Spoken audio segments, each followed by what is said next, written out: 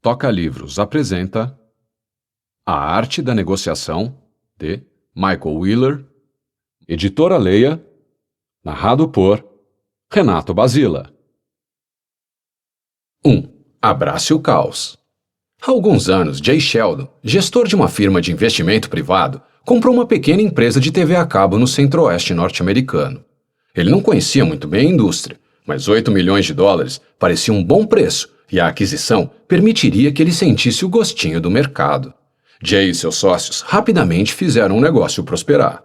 Um ano depois, eles decidiram expandir os negócios por meio da aquisição de sistemas próximos.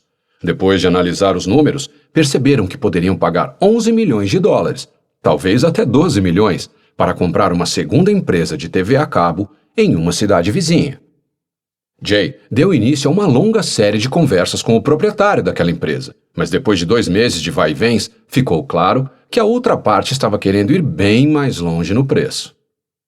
"Escute", o proprietário disse, "eu não coloquei uma placa de vende-se. Você veio atrás de mim. Então tem que colocar 15 milhões em dinheiro vivo em cima da minha mesa para eu ficar tentado. E provavelmente, eu mesmo vou me bater se pegar a grana."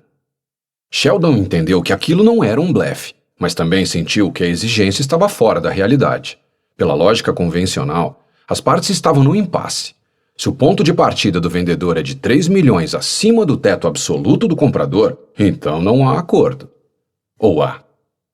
"Deixe-me fazer uma última pergunta", disse Sheldon antes de se levantar para sair. "Se você acha que seu sistema vale 15 milhões, o que você acha do nosso?" "Ah, o seu vale um pouco menos", foi a resposta. "Eu diria uns 14.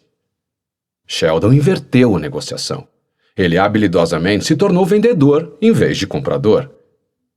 Em pouco menos de um ano, ele despachou seu próprio sistema por quase o dobro do que havia pagado por ele, e grande parte desse valor tinha sido alavancada. Ele já estava na expectativa de as ações da TV a cabo subirem, mas quando encontrou esse tal proprietário, que era um apaixonado da indústria, Sheldon teve a agilidade de transformar um aparente impasse em uma venda lucrativa. Sua solução foi genial. O mais importante, contudo, foi o raciocínio veloz. Com o impedimento de sua esperada aquisição, Sheldon lançou a semente de outro negócio que seria ainda melhor para ele. Quando abriu mão de seu plano inicial, o insight veio como um raio. A agilidade de Sheldon é a marca da excelência de um grande negociador. Sim, a preparação é importante, mas a negociação é uma via de mão dupla. Nós não podemos estabelecer um roteiro do processo. Quem quer que esteja sentado do outro lado da mesa deve ser tão inteligente, determinado e falível quanto nós. Não podemos impor suas agendas, atitudes ou ações, e podemos, menos ainda, permitir que eles nos dominem. A adaptabilidade é imperativa na negociação do começo ao fim. As oportunidades vão pipocar, assim como os obstáculos. O poder escorre e se esvai. Conversas que se arrastam podem ir para frente ou se desviar para outra direção. Até mesmo os nossos objetivos podem se desenvolver. Temos que fazer o melhor do que quer que se desenrole. Negociadores como Sheldon são ótimos improvisadores. Quando as coisas não estão indo bem, eles surpreendem com uma proposta esperta, arriscam uma piada ou até desafiam o outro lado. Se necessário, eles até fazem grandes mudanças em suas estratégias. O curioso é que, apesar disso, não se fala muito de improvisação nos livros básicos de negociação. É o caso também dos manuais de táticas agressivas para dominar o outro lado e também dos textos de abordagem ganha-ganha, que pregam a solução de problemas em conjunto. A despeito de suas diferenças óbvias, ambas as abordagens se iniciam com a mesma premissa estática de que você tem seus próprios interesses e eu tenho os meus. A mensagem do ganha-ganha é que, ao pôr as cartas na mesa, você pode fazer a torta crescer, leia-se resultado, ao fazer negócios mutualmente benéficos. As táticas agressivas pedem que você mantenha suas cartas bem seguras perto de você e talvez esconda algumas na manga. Mas há muito mais em uma negociação do que blefar e barganhar. O desafio reside no fato de que as preferências, opções e relações normalmente estão em constante mudança. Os teóricos podem ter ignorado essa realidade, mas os melhores negociadores entendem isso muito bem. Foi o que eu vi na minha pesquisa e aproveito para agradecer o trabalho dos meus colegas no Programa de Negociação, uma associação interdisciplinar de especialistas em negociação, da Harvard University, do Massachusetts Institute of Technology e da Tufts University. Em um projeto de 10 anos liderado por Jim Sebenius, analisamos o trabalho de grandes negociadores em uma ampla variedade de campos de atuação. Dentre eles, incluem-se diplomatas como George Mitchell, que mediou o processo de paz na Irlanda do Norte, o banqueiro de investimentos Bruce Wasserstein e artistas visionários como Christo e Jeanne-Claude. São diferentes os contextos em que esses virtuosos negociam. Também suas personalidades são para todos os gostos. Alguns têm uma certa sobriedade, enquanto outros são calorosos e interessantes, até mesmo engraçados. Mesmo em nossos workshops com esses negociadores, todos enfatizaram a natureza dinâmica da negociação e a importância da agilidade. O ex-embaixador Richard Holbrooke, que forjou um acordo que colocou um ponto final no derramamento de sangue nos Balcãs, descreveu a negociação como sendo mais como jazz do que ciência. É a improvisação sobre um tema, disse ele. Você sabe aonde quer ir, mas não sabe como chegar lá. Não é linear. O enviado especial da ONU, Lakhdar Brahimi, que atuou como mediador em algumas das zonas de conflito mais violentas e imprevisíveis, utiliza uma metáfora náutica para expressar a mesma ideia. Os negociadores devem sempre navegar pela pista, alerta ele.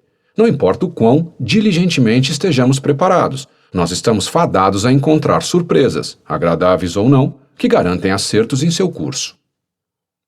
Donald Dell, agente e negociador de esportes, deixou sua marca ao bater o martelo e fechar contratos astronômicos dos jogadores de basquete Patrick Ewing e Moses Malone, e ganhar milhões em contratos com patrocinadores para estrelas do tênis, como Arthur Ashe e Jimmy Connors. Ele orquestrou guerras de licitações entre redes de televisão rivais pelos direitos de transmissão de eventos como Roland Garros. Donald também já fez, muito bem, negociações em benefício próprio.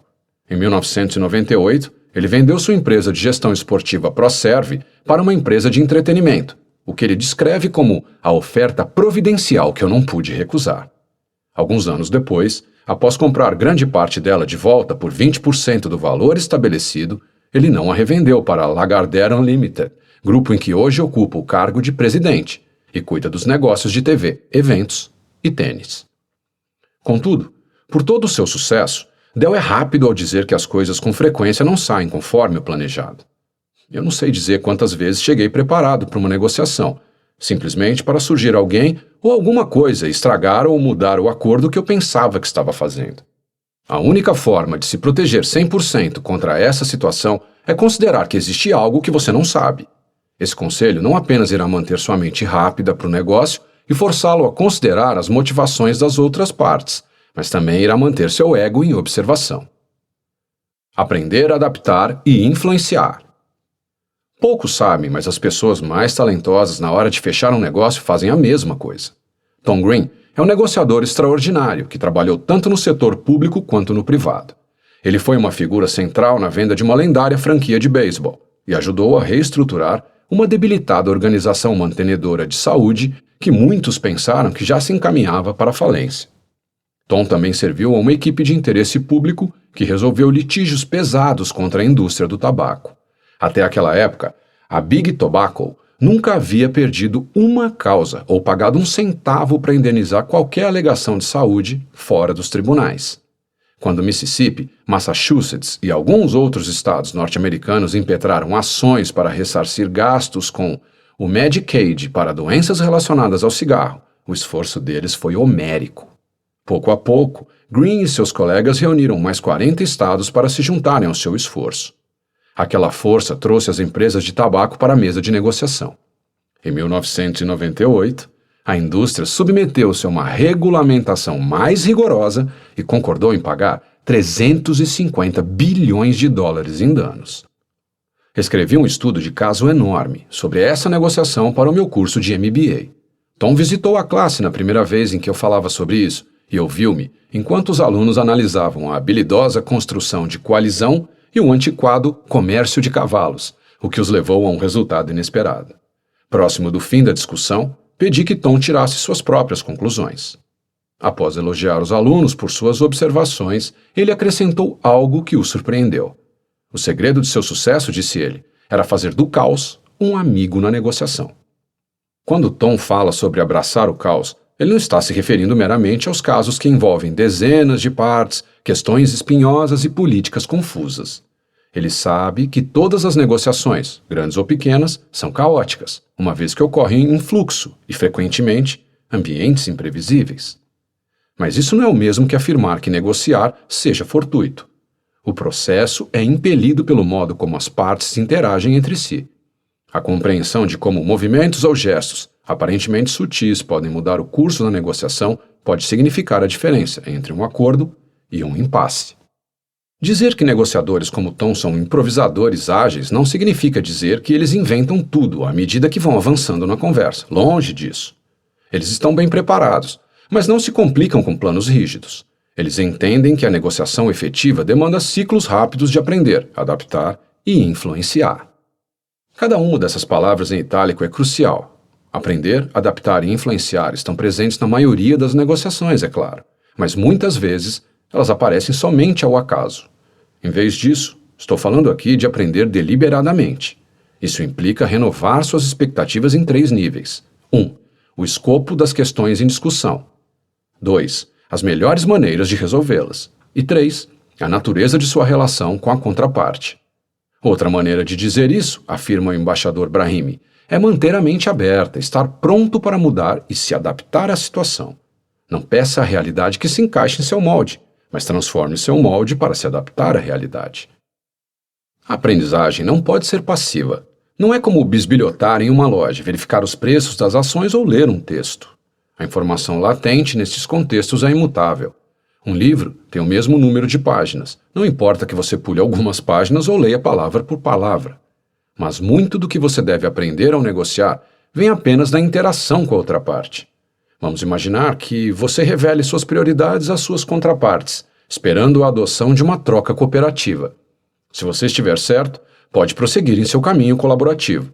Mas se em vez disso, eles interpretarem sua abertura como um sinal de fraqueza, a negociação pode dar uma volta que você não teria escolhido.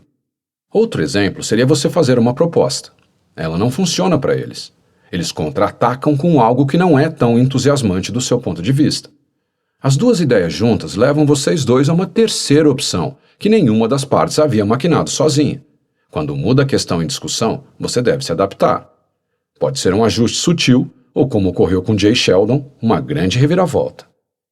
Do mesmo modo, você procura influenciar os que estão do outro lado, para convencê-los do valor daquilo que você está oferecendo. O que eles dizem em resposta e como eles dizem isso se refere àquele ponto em particular, mas revela também um feedback sobre como você está efetivamente comprometido com a contraparte. Talvez seu estilo se adeque a eles. Caso contrário, você terá que mudar sua abordagem. Além das notas e moedas envolvidas em um possível acordo, você está negociando como negociar. Sucesso e fracasso. Décadas atrás, em uma região de construções baixas de Manhattan, o conselho administrativo de uma igreja localizada em um terreno de esquina pediu que a empresa imobiliária de Julian Studley realizasse uma avaliação de sua propriedade. Membros do conselho esperavam alcançar um preço que permitisse a eles construir em outro lugar e sobrasse dinheiro suficiente para financiar seus programas sociais. O cálculo da empresa foi bem abaixo do que eles precisavam, por isso a igreja pagou a taxa de avaliação e abandonou sua ideia. O jovem corretor que tratava a questão teve, no entanto, outra ideia. E se ele conseguisse de alguma maneira adquirir todas as propriedades do quarteirão? O conjunto completo poderia valer muito mais do que seus constituintes. Mas havia muitos desafios. Como iniciante, sua empresa não tinha os recursos necessários para comprar todas as propriedades, nem mesmo dispunha de outro comprador com os bolsos cheios. Levou um tempo, mas o corretor e sua empresa chegaram lá. Parcela por parcela, eles atenderam às diferentes necessidades dos inúmeros proprietários. Pagaram as despesas de mudança dos inquilinos idosos em um caso. Em outro, mantiveram um restaurante aberto para que seus funcionários tivessem trabalho até a construção se iniciar. Eles até deram um jeito de fazer um acordo no condomínio para que a igreja pudesse ser reconstruída em seu terreno atual. Mas a empresa também teve dificuldades com competidores em potencial. Se você por acaso estiver em Midtown, dê uma olhadinha para cima e você verá a reluzente torre do Citibank, que culmina em um marcante topo angular. A história de como ele foi construído oferece lições poderosas de negociação adaptativa e improvisação. Outros casos não terminam tão bem. O conselho responsável por um edifício de apartamentos cooperativos decretou uma regra que exigia que todos os moradores instalassem e pagassem por grades de segurança nas janelas. Um morador em particular se recusou a pagar, alegando que o conselho deveria arcar com o custo, no caso $902. O conselho, formado por seus vizinhos no edifício, viu-se impelido a usar de sua autoridade legal e impetrou uma ação, esperando que o proprietário cedesse. Em vez disso, ele acionou seu próprio advogado e as partes ficaram fora das disputas de litígio. O conselho cooperativo ganhou antes do julgamento, perdeu no recurso e então teve o julgamento reintegrado por uma corte superior. Essa batalha se arrastou por quase 5 anos. Na época, as despesas legais se avultaram para mais de $80 mil, quase 100 vezes mais do que a quantia originalmente em jogo. Eles não tinham acabado, no entanto. O proprietário contestador desistiu de reverter o julgamento, mas as partes voltaram a brigar para que ele reembolsasse o conselho por suas despesas legais. Quando eles enfim terminaram, já tinha ultrapassado a casa dos $100 mil. Desde o início, cada lado pressupôs que o outro ia ceder e abandonar a briga. Em vez disso, ambos se cutucaram cada vez mais fundo e continuaram cutucando. Ninguém pensou em investir tanto tempo, dinheiro e emoção em uma proposta perde-perde, e foi o resultado que eles obtiveram. O proprietário do apartamento finalmente aprendeu a lição. Sou um homem convertido, disse ele depois de tudo. Qualquer coisa que você puder fazer para evitar um processo, faça.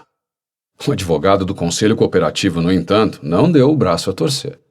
Eu acho que as despesas aqui foram apropriadas e se ativeram realmente ao mínimo, disse. Ele alegou que seus clientes tinham noção do que estava acontecendo ao longo do caso. Não houve surpresas.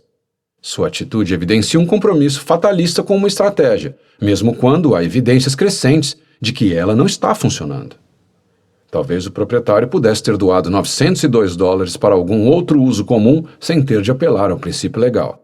Ou outro morador, no fogo cruzado, pudesse ter acabado com problemas e tivesse enviado ao conselho $902 em dinheiro para cobrir os custos das grades da janela, uma pichincha em comparação ao que foi estimado como despesas legais multiplicadas. O fiasco também poderia ter sido evitado se apenas um membro do conselho tivesse feito a pergunta correta quando eles foram processados. Qual seria a pior coisa que poderia acontecer? Uma resposta óbvia seria que o proprietário poderia ser tão obstinado quanto ele realmente era. Estratégias moldadas viram pó na turbulência da negociação do mundo real. A persistência muitas vezes é uma virtude, mas quando se associa a um plano obsoleto, não é. Jay Sheldon tinha a intenção de comprar o sistema vizinho de TV a cabo. No entanto, quando ficou claro que o outro proprietário não ia ceder no preço, ele não tentou forçar a barra ou mexeu em seu próprio preço para aquele negócio. Nem caiu fora. Em vez disso, ele se adaptou e criou um plano B ainda melhor. Mas lembremos que foi a agilidade de Sheldon que fez tudo isso acontecer. Seu colega, sentado à mesma mesa, olhando exatamente para os mesmos fatos, não pensou em ser um comprador até que Jay propusesse isso. O que está faltando na sabedoria convencional?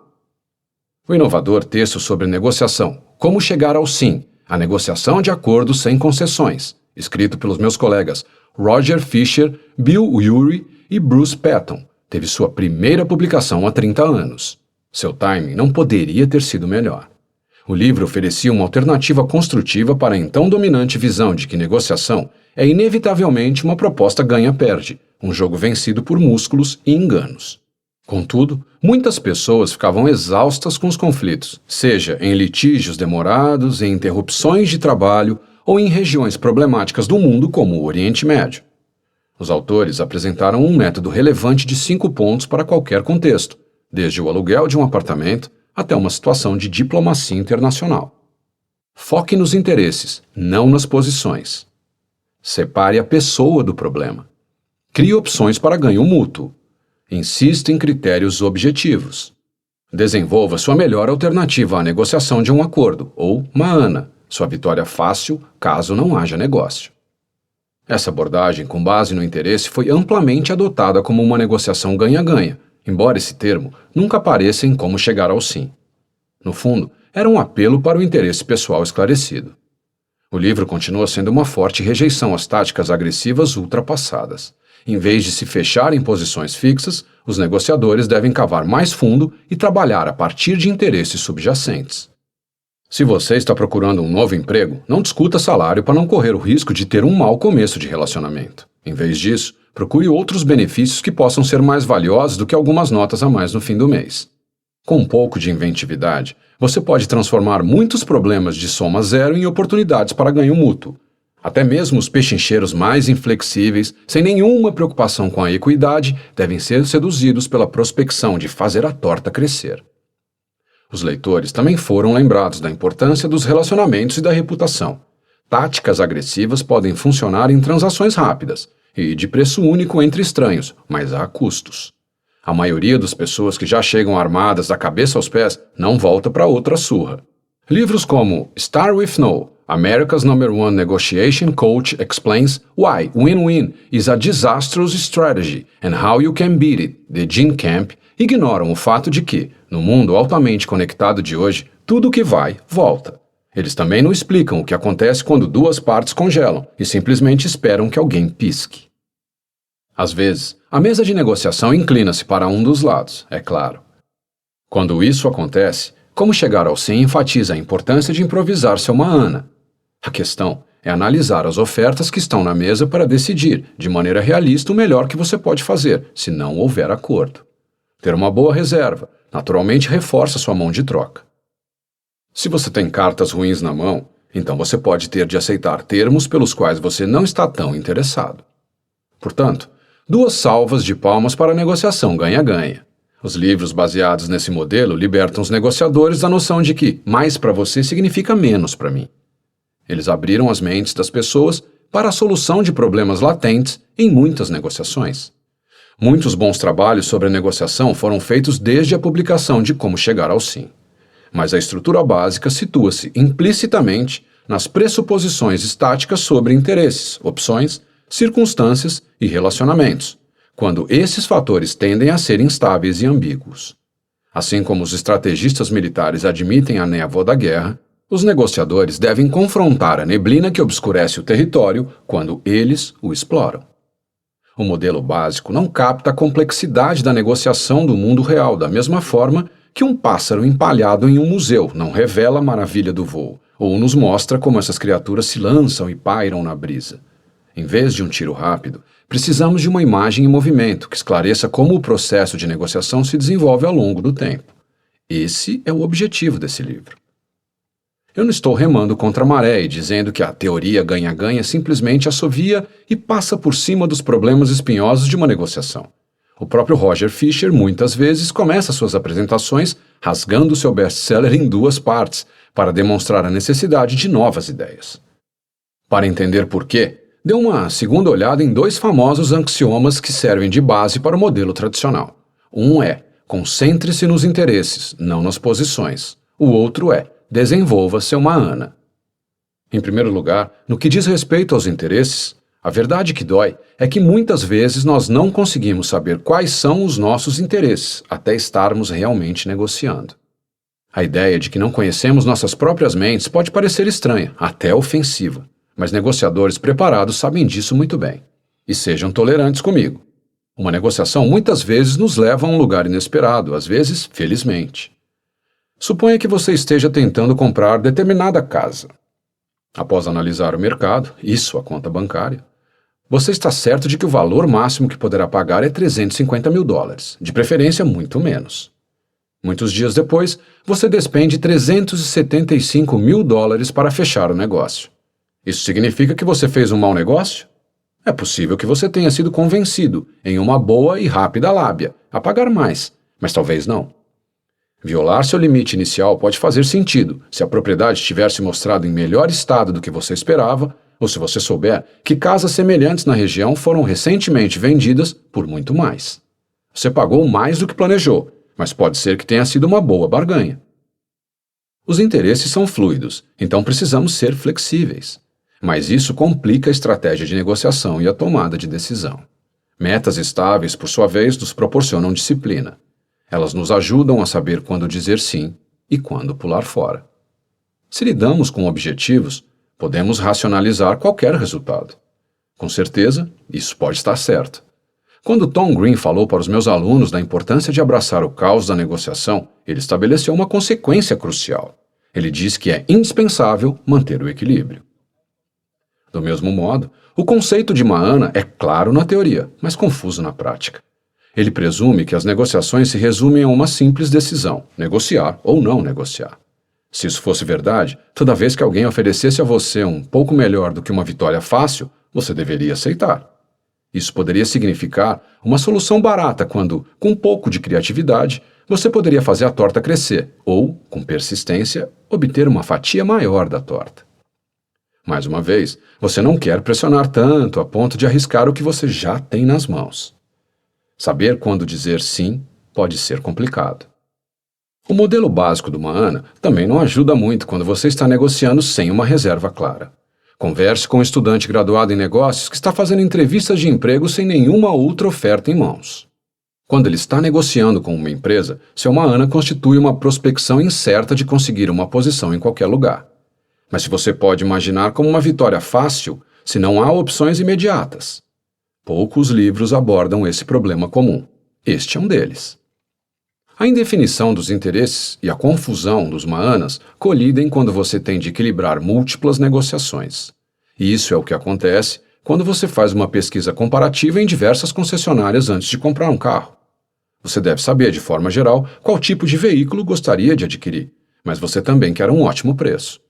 Quando você está negociando com o vendedor, a reserva que você tem é muitas vezes uma prospecção incerta do quão bem você poderia negociar com outro.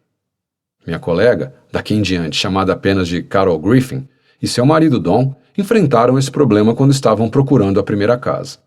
Carol é uma brilhante especialista em teoria da decisão, então sua preparação estava além do esperado. Ela pesquisou o mercado local e comparou os sistemas escolares. Ela até experimentou diferentes rotas habituais. Então, ela cruzou todos os dados em uma planilha e ponderou os fatores de modo que eles pudessem categorizar diferentes propriedades. Olhando para trás agora, Carol admite, no entanto, que ela e Don não sabiam que queriam até visitar vários imóveis e começar a negociar. Uma das casas tinha um bom preço, mas precisava de muita reforma. Outra tinha cômodos menores, mas um quintal fabuloso. Algumas outras que pareciam boas online eram menos atrativas pessoalmente. Alguns fatores que eles levaram em conta, as despesas com aquecimento e a proximidade das escolas, eram fáceis de calcular, mas como eles realmente se sentiam em relação aos diferentes locais, não era. Com o contrato de locação do apartamento em que moravam prestes a expirar, eles se depararam com difíceis escolhas de Mahana. Para a casa que eles amaram, deveriam continuar pechinchando para baixar o preço até um valor aceitável? Ou eles deveriam optar por um lugar menos caro de que haviam gostado antes que outro comprador o arrematasse? Não vamos nem tentar imaginar o quanto isso teria sido mais difícil se Carol e Don não tivessem olhado um no olho do outro. A maneira como resolvemos dilemas como esse não nos põe à prova até que tenhamos decidido entre o pássaro perto da mão versus a chance de pegar em uma armadilha, outro mais atraente, no meio do arbusto. Não se trata simplesmente de quão melhor o segundo pode ser, em termos objetivos. Nós também temos de considerar as probabilidades de vencer e experimentar como nós nos sentiríamos se acabássemos perdendo os dois negócios. Corretores de imóveis experientes entendem que, como os Griffin, muitos clientes não sabem bem o que querem.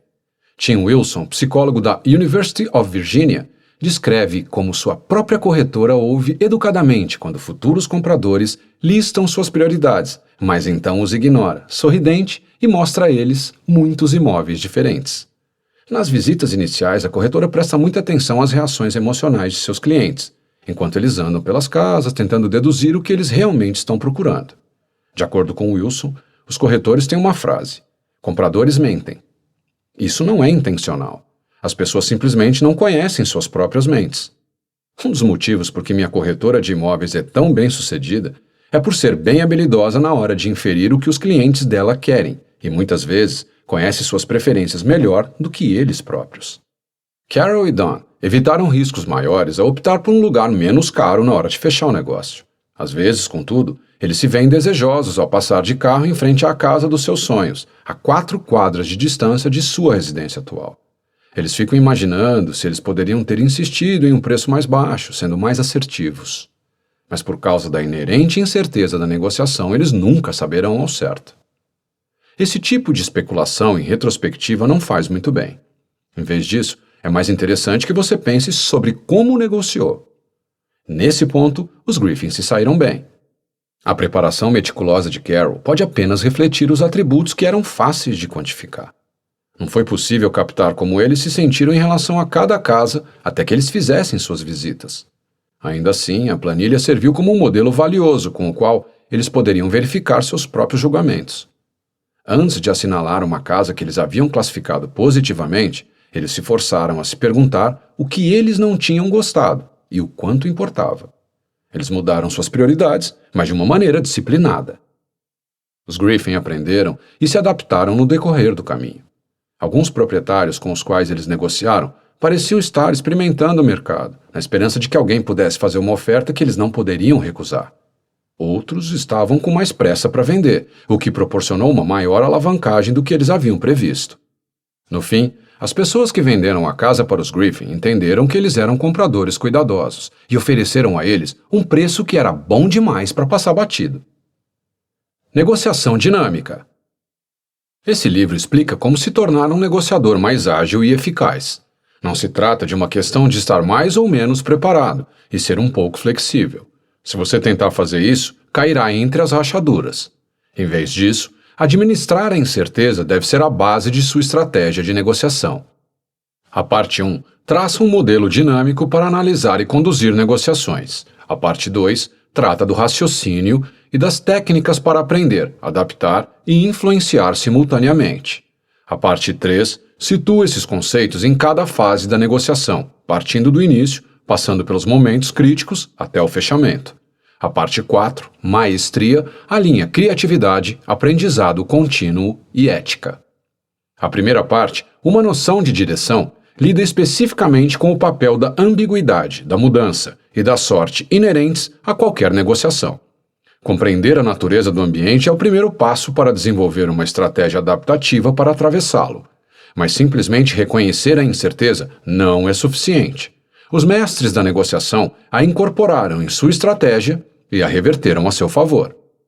O capítulo Um Mapa dos Pirineus penetra nos desafios subjacentes de imprevisibilidade introduzidos aqui. São colocadas 3 perguntas-chave que devem ser destacadas antes de negociar. O capítulo seguinte, Prospecção, oferece ferramentas de preparação para estabelecer metas, ponderar trade-offs, avaliar o aspecto positivo e determinar quando dar o fora. Enquanto os capítulos 2 e 3 focam no que você está buscando, suas metas reais, o capítulo 4, Plano B, trata da estratégia e do processo, o como, da busca por acordo e detalha 9 princípios estratégicos para se aventurar adiante. A segunda parte do livro, Improvisação, concentra-se em micro-interações em um nível tático. Ser ágil refere-se tanto ao raciocínio quanto à técnica. Essa sessão começa com um capítulo chamado Presença de Espírito. Para seu melhor desempenho, você deve estar preparado para negociar mentalmente e emocionalmente. Isso exige uma habilidade paradoxal de ser tanto calmo quanto alerta, paciente e proativo, criativo, mas ainda com os pés no chão. Os capítulos da segunda parte aprofundam-se nos princípios e nas técnicas da improvisação. No capítulo O Ritmo das Coisas, você verá como os músicos de jazz, até mesmo os completamente desconhecidos, criam uma música nova do zero. Eles sabem quando fazer um solo e quando harmonizar. Eles até se atrevem a cometer erros. Assim como contraponto, em consciência situacional, você verá como os conceitos de campo de batalha, jogo de xadrez ou esportes competitivos aplicam-se não somente às decisões agressivas de processos judiciais e disputas laboriais, mas também a transações colaborativas. A terceira parte do livro, Gestão do Processo, aplica estas práticas ao fluxo da negociação. O capítulo Inícios compara transcrições de 2 duplas de negociadores veteranos lidando com o mesmo problema. Uma dupla falha ao não entrar em acordo. A outra dupla instintivamente segue as regras do jazz e improvisa tão rápido quanto entram em sincronia. O capítulo Momentos Críticos examina pontos de inflexão nas negociações, conjunturas em que você tem que tomar decisões que são difíceis de atingir. Fazer uma oferta de que você não pode voltar atrás é um exemplo. Lidar com ameaças e ataques é outra. O capítulo Fechamento arremata essa terceira parte. Se alguém lhe faz uma proposta atraente, quando você deve aceitar e quando você deve pressionar por mais.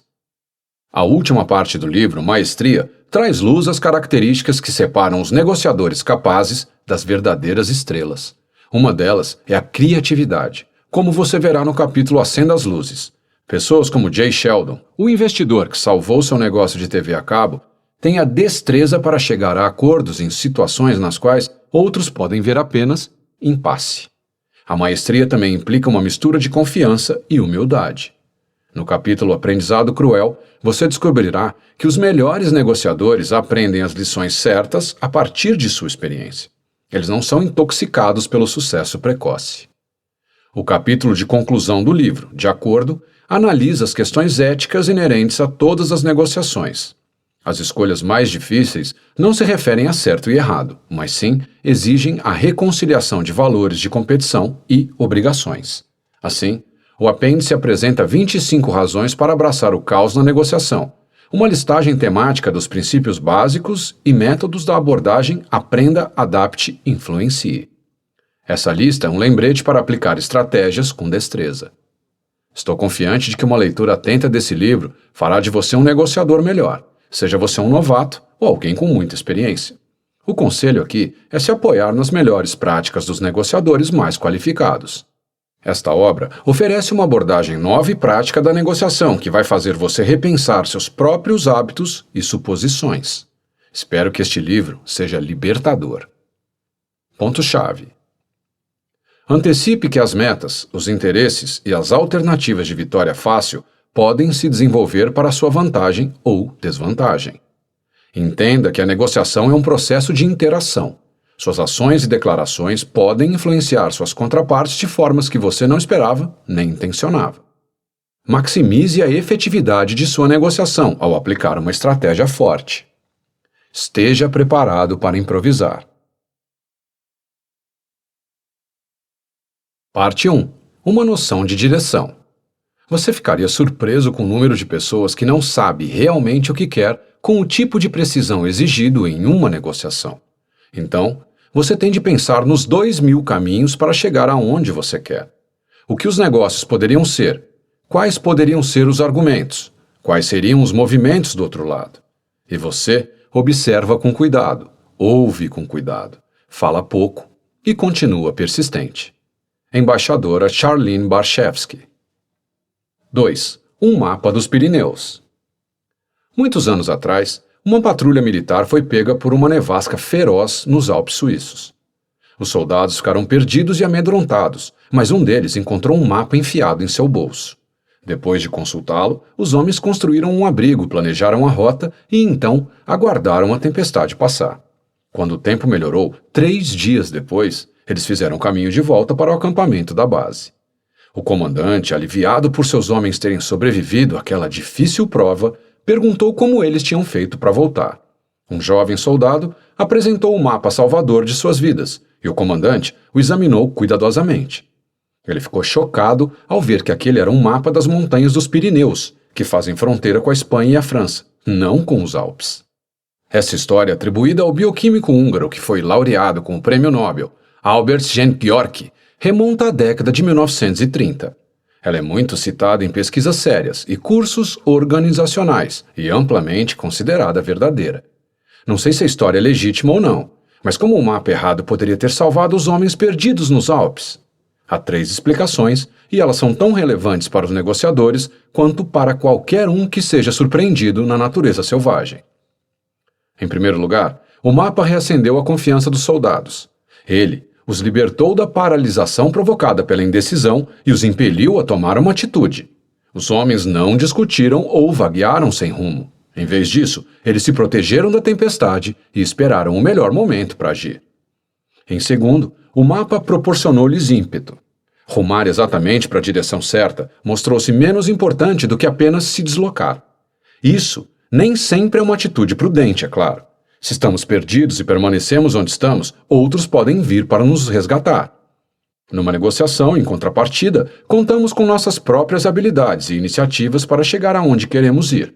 Estar inclinado para a atitude quase sempre se sobrepõe a ser passivo. E o mais importante, o mapa avivou a consciência dos soldados. Ele deu a eles um modelo com o qual eles podiam trabalhar. Uma vez que estavam em curso, partes do mapa podem ter se adaptado a áreas específicas em que se encontravam os soldados. Afinal de contas, regiões montanhosas têm características comuns: penhascos íngremes, riachos e declives mais suaves. Mas os picos também são característicos em outros aspectos. Quando o desenho não se ajustou mais à cena, os homens tiveram de reconsiderar a posição em que estavam e encontrar alguma outra parte do mapa que parecesse mais plausível. Essa vigilância constante permitiu que eles ajustassem o modelo mental que tinham ao mundo real que estavam atravessando. Essa reorientação contínua exigiu atenção sagaz às redondezas. A sobrevivência dependeu da boa vontade ao abandonar suposições e aceitar novas realidades. Confiança, ímpeto e vigilância. Convoque esse trio e você terá companheiros destemidos quando as apostas estiverem altas e resultarem em dúvida, seja atravessando montanhas ou negociando acordos. O mapa dos soldados estava errado, mas não tão errado. Um mapa do Saara ou do lago Erie não teria feito mal aos soldados. Para ser útil, o mapa tinha de corresponder grosseiramente à realidade. Se ele não fosse plausível, os homens não teriam tido confiança em si mesmos. E tinha de ser apropriado ao contexto, ou ele não teria oferecido a direção inicial. Mas também tinha de estar na escala certa. Um mapa detalhado provavelmente os teria deixado na pior. Entusiasmados com os detalhes topográficos, eles teriam questionado em círculos sobre por onde começar, em vez de focar em aonde eles precisavam ir. É claro que você não pode tirar um mapa impresso de seu bolso quando está formulando uma estratégia de negociação. Você mesmo tem de projetar um. Mesmo quando estiver em um território familiar e experiências anteriores sugerirem um caminho específico, proteja-se contra um raciocínio do tipo faça isso, faça aquilo. Terreno pode ter mudado desde a última vez em que você esteve por ali.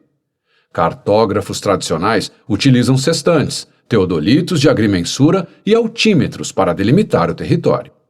Como diz o embaixador Brahimi, os negociadores devem constantemente utilizar seus olhos. Para sermos mais específicos, você precisa de uma percepção realista de 3 características da paisagem. A primeira é uma visão perspicaz de onde você pensa que está no momento, ou seja, uma avaliação de suas necessidades, prioridades e trade-offs, assim como suas opções de reserva, caso a negociação fique estagnada. A segunda é uma estimativa das circunstâncias em que se encontra sua contraparte, de modo que você possa deduzir o que pode se mostrar aceitável. Iremos nos aprofundar nesse assunto no próximo capítulo. Um terceiro elemento da negociação mapeada está relacionado à catalogação de fatores básicos que você desconhece no início, de modo que você esteja atento às surpresas à medida que o processo se desdobra. Fazer a si mesmo essas 3 perguntas irá ajudá-lo a elaborar uma estratégia. 1. Devo negociar? 2. Este é o momento? 3. Ser comedido ou apostar tudo? Essas perguntas o encorajam a gladiar com a incerteza da negociação e levar em conta o mapeamento de um plano substancial. Devo negociar? Em seu popular livro Você Pode Negociar Qualquer Coisa, Herbie Cohen reconta histórias sobre pechinchar com vendedores. Ele admite que ganhar um desconto especial em uma geladeira pode levar muitas voltas pela loja e horas de conversa, mas o processo é delicioso. Para ele, o preço na etiqueta é apenas um ponto de partida. Cohen está certo. Muitas coisas são negociáveis. Como ele aconselha, você não vai conseguir se não perguntar. Mas perguntar pode ser arriscado, como Arvind Gupta aprendeu para seu arrependimento. Ele era amigo íntimo de um casal que vivia em uma mansão de frente para o mar com uma vista ampla do oceano. De alguma forma, por 20 anos, eles nunca tinham sido cobrados pelos impostos da propriedade e, por isso, nunca os haviam pagado. Quando uma notificação da cidade chegou, a quantia era absurda. Eles já haviam pensado em reestruturar suas vidas, e a conta os pressionou a tomar aquela decisão. Eles não tinham filhos, então foram até Arvind, que eles adoravam, e ofereceram vender a propriedade para ele por $2,5 milhões. Arvind percebeu que aquele preço era uma pichincha, mas estava além de seus recursos. Ele foi atrás então de outro amigo, que ele chama de Welch Bill, um apelido que também é uma forma de registrar sua mais recente fortuna. Bill reconheceu a oportunidade de investimento e ficou feliz por ser o sócio oculto da negociação, mas disse que deveriam fazer uma contraproposta de $2,25 milhões. Se os vendedores insistissem no preço cheio, ele afirmou, se necessário, poderiam até pagá-lo. No entanto, Arvin estava hesitante. O preço que eles pediam ainda estava bastante abaixo do mercado. Bobagem, disse Bill. Sempre há espaço para barganhar. Relutante, Arvin fez a contraproposta, uma vez que a maior quantia em jogo era de Bill. Você provavelmente sabe para onde essa história está se encaminhando. Os amigos de Arvin expressaram sua mágoa e raiva quando ele tentou pechinchar. Nós tratamos você como um filho, e é assim que você nos agradece? Os proprietários retiraram a proposta, encontraram um corretor de imóveis e, menos de um ano depois, venderam a propriedade por 11 milhões de dólares. Ops! Arvin mostra-se conformado com a experiência. Ele não é rico, mas é bem-sucedido em sua carreira e financeiramente confortável. Ele também se tornou um exemplo do princípio de que o único caminho para saber quão perto da beira do precipício você pode chegar com segurança é dando mais um passo além. Compare o fiasco de Arvin com a história de Liz e Tony Weiler. Por 20 anos, todo verão, eles alugavam um chalé em South Harbor, uma charmosa comunidade litorânea em Massachusetts. Da varanda do fundo, eles podiam observar suas crianças brincando na praia particular. Ficaram amigos da proprietária idosa que vivia na casa ao lado. Ela os ajudou a plantar mudas de framboesa e mirtilo. Em troca, Liz fez tortas de frutas para a senhora. De tempos em tempos, eles perguntavam discretamente se ela gostaria de vender a propriedade, mas ela tinha 3 filhos adultos, um dos quais já havia manifestado interesse na casa. Os Weiler sabiam que poderiam voltar ao chalé todo o verão, enquanto a vizinha ainda estivesse viva, mas ficaram desanimados ao pensar no que aconteceria quando ela morresse. E ela tinha 94 anos na ocasião. Então, numa manhã de agosto, o filho mais velho da senhora apareceu na porta deles. Sem entrar, ele anunciou que tinha conversado com a mãe e com seus irmãos. A família estava pronta para vender o imóvel. 330 mil dólares, disse ele. É pegar ou largar. Fale conosco antes do dia do trabalho, disse, e então foi embora. Os Weiler ficaram alucinados. Finalmente o chalé poderia ser deles. Mas e quanto ao preço? Considerando o mercado, o valor pedido não estava longe da realidade e eles podiam pagar, mas também não era uma pechincha. Mais uma vez, não havia mais nada naquela faixa de valor que eles gostavam tanto. Apesar disso, Liz tinha ficado meio ofendida com o comentário pegar ou largar. Por que não fazer uma contraproposta? Sempre que alguém lhe faz uma proposta, seja no começo ou no meio de uma negociação, você deve considerar os prós e contras de barganhar mais. No caso dos Weiler, a vantagem de contra-atacar seria poder economizar algum dinheiro. Abater 10% ou mais do preço poderia ser um tiro no escuro, e mesmo economizar metade dessa quantia poderia valer a pena. Mas e quanto à desvantagem? Haveria algum prejuízo por perguntar? A proprietária poderia baixar um pouco o valor pedido ou insistir que o preço era aquele. Mas foram anos para que a família concordasse em vender. O consenso entre eles poderia ser frágil. Se os Weiler se opusessem, algum dos filhos poderia usar isso como desculpa para retirar a oferta. Sentados na sacada de seu chalé alugado, eles pensaram os prós e contras da negociação. Quem não arrisca não petisca, pensaram eles. Mas eles também imaginaram outro corolário. Quem não arrisca não perde. A neblina da negociação, sua incerteza inerente, torna difícil saber quanto espaço existe para negociar ou se realmente existe algum espaço. Os Weiler poderiam ter feito uma contraproposta sem minar o negócio, mas para eles, a questão essencial era se a vantagem de economizar 15 ou 20 mil dólares valeria a pena, mesmo considerando a pequena probabilidade de perder uma casa que eles namoravam há tanto tempo. A teoria convencional da negociação que abordamos no capítulo anterior não menciona o problema de quando dizer sim. Ela apenas diz para você ponderar o que quer que lhe tenha sido oferecido em contraposição à sua alternativa sem transação nenhuma, ou seja, sua melhor rota de ação se você não chegar a um acordo.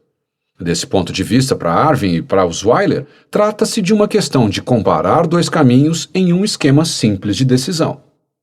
A implicação disso é que um comprador deve dizer sim sempre que lhe for oferecido um bom negócio com o qual possa chegar a algum lugar.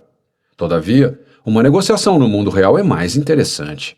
Um mapa estratégico mais detalhado inclui caminhos separados para dizer sim a um negócio aceitável, ou pular fora, e também uma terceira alternativa, que nos leva a condições bem mais atraentes.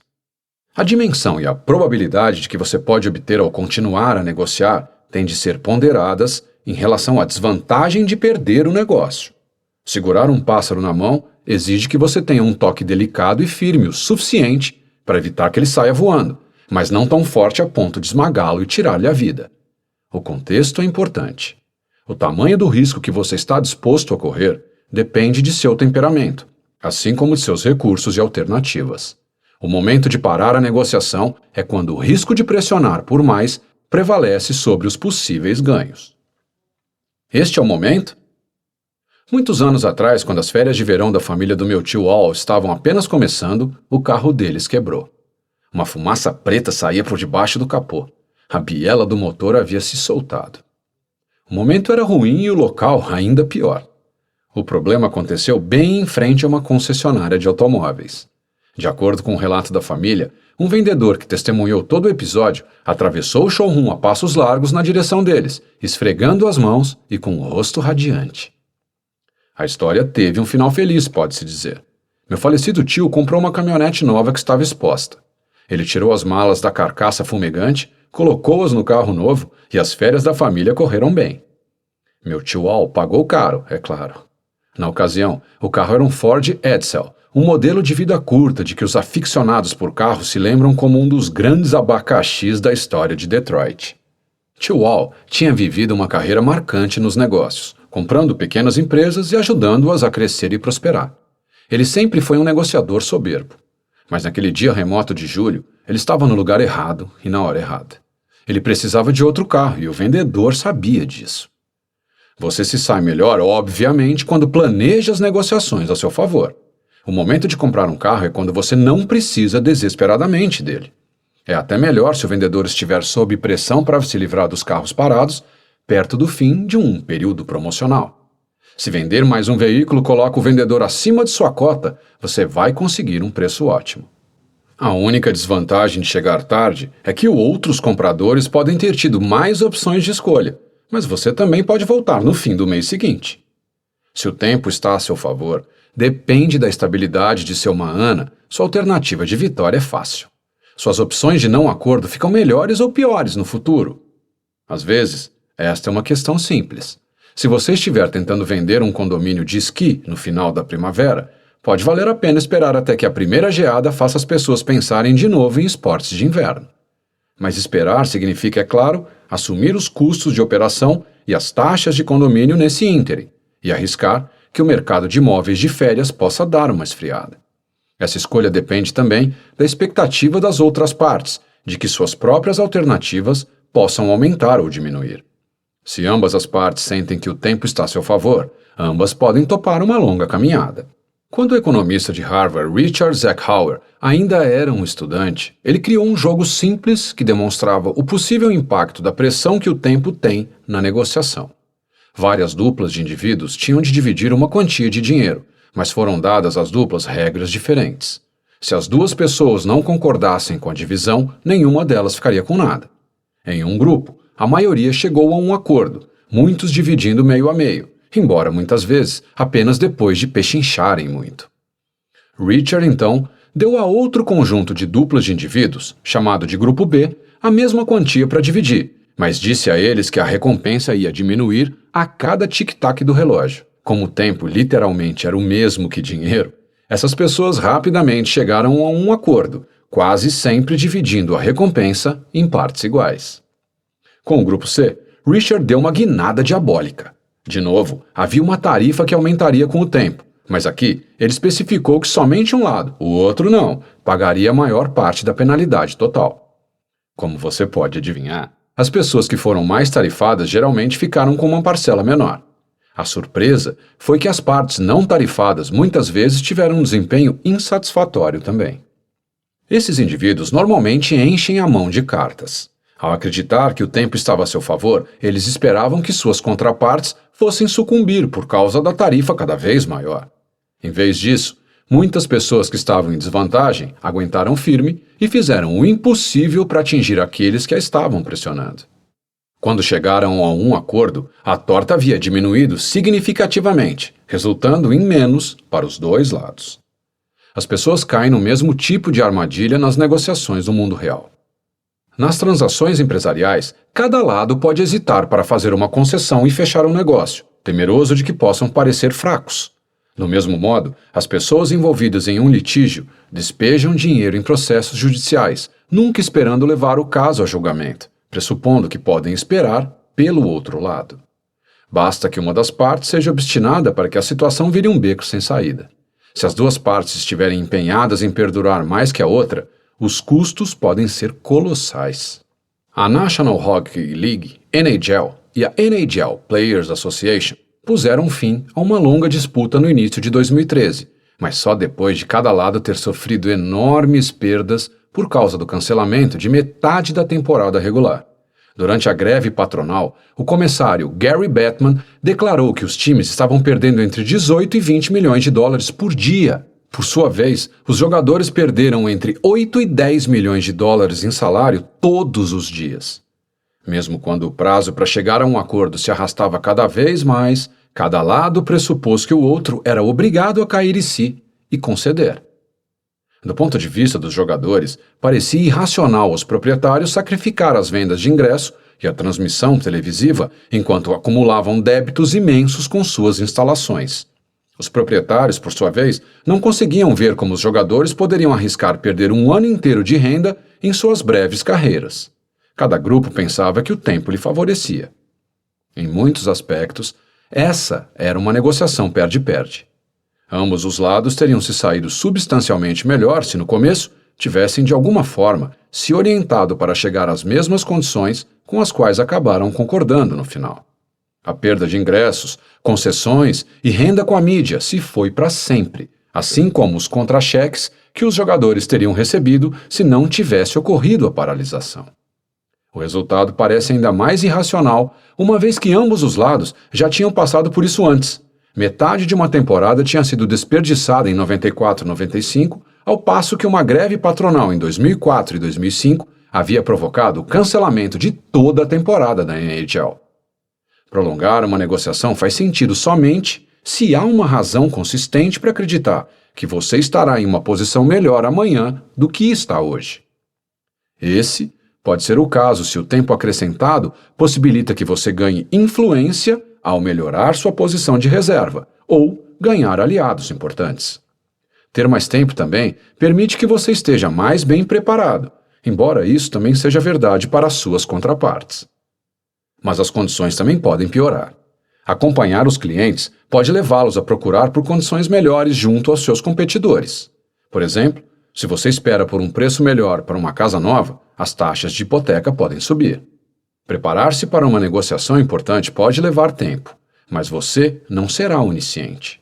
Determinados aspectos de suas contrapartes, suas prioridades, temperamento e confiabilidade, podem ser mais bem aprendidas ao negociar com seriedade. O momento de negociar é quando você puder aprender mais estando à mesa do que sendo absorvido em uma preparação individual. Apostar tudo? Alguns anos atrás, a Iberia Airlines foi até a Boeing e pediu a proposta de um avião mediano em uma licitação. A indústria aeronáutica estava em uma crise profunda desde 2001 e a Iberia era uma das poucas que ainda faziam dinheiro na época. A expectativa de um novo negócio para a Boeing era como uma graça divina trazida à empresa. No entanto, eles estavam hesitantes para fazer sua proposta. No passado, a Iberia sempre havia favorecido a Airbus, uma concessionária europeia. Era possível que a empresa espanhola apenas quisesse usar a Boeing como um pretexto para brigar por melhores condições com seu fornecedor de longa data. Para a Boeing, o custo de licitação para o contrato com a Iberia e o prejuízo seria substancial. Além do momento administrativo e dos milhões de dólares que seriam investidos no projeto e em despesas financeiras, havia fatores importantes de reputação. Ser vice-campeão em uma corrida de 2 cavalos confirmaria os acordos obscuros de analistas de mercado e, posteriormente, enfraqueceria a imagem da Boeing na negociação com outros clientes em potencial. Isso também causaria problemas morais dentro da empresa. Mas qualquer chance real de garantir o contrato da Iberia exigiria que a Boeing cortejasse a companhia aérea agressivamente e fizesse uma oferta arrojada. Medidas no meio do caminho não funcionariam. Inicialmente, a Boeing decidiu não participar da licitação. As probabilidades de ganhar eram muito pequenas e os custos de prejuízo eram correspondentemente altos. A Iberia, entretanto, não quis fazer negócio com a Airbus como sua fonte única. Então, ela se empenhou muito para convencer a Boeing de que a empresa americana tinha uma chance única no contrato. Por fim, a Boeing cedeu e investiu pesado em uma proposta, mas a Iberia escolheu a Airbus, depois que a última foi compelida a fazer concessões de preço. Esperamos que você tenha gostado desta prévia. Para continuar ouvindo este audiolivro no Google Play Livros, use o link na descrição do vídeo.